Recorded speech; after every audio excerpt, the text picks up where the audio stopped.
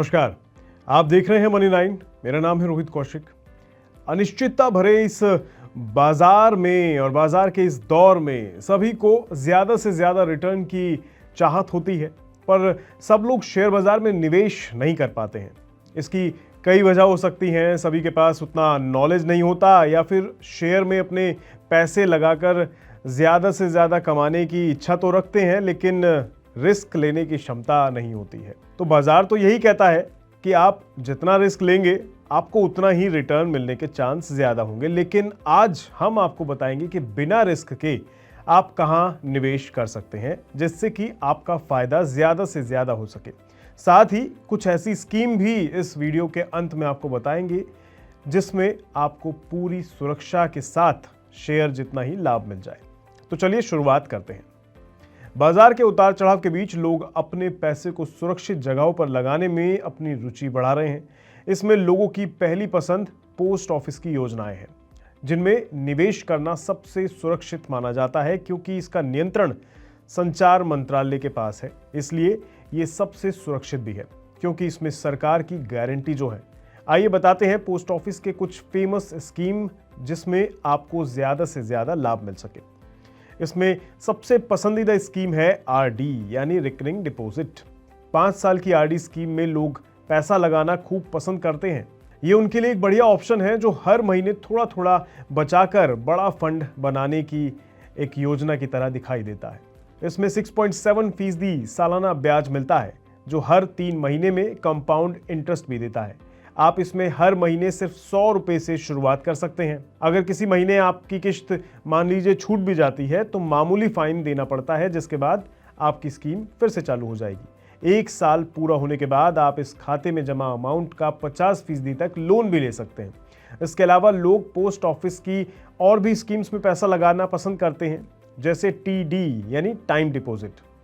ये उन लोगों के लिए है जो फिक्स रिटर्न चाहते हैं। ये स्कीम बैंक के फिक्स डिपॉजिट की तरह ही होती है। जनवरी मार्च 2024 की तिमाही में इसकी ब्याज दर 6.9% से 7.5 के बीच थी। 5 साल का टाइम डिपॉजिट सबसे ज्यादा 7.5% तक ब्याज देता है। साथ ही इसमें निवेश करने से टैक्स छूट भी मिलती है, वो भी सेक्शन 80C के तहत। इसके अलावा अगर आपको समय से पहले पैसे निकालने हैं, तो ये 6 महीने बाद ही संभव होता है इसके अंदर, लेकिन इसमें आपके ब्याज में कुछ कटौती हो जाती है। अब बात करते हैं पोस्ट ऑफिस की सबसे फेमस स्कीमों में से एक, जिसमें सभी अपना पैसा लगाना चाहते हैं। मैं बात कर रहा हूं SSY, नहीं समझे, सुकन्या समृद्धि योजना की बात कर रहा हूं मैं।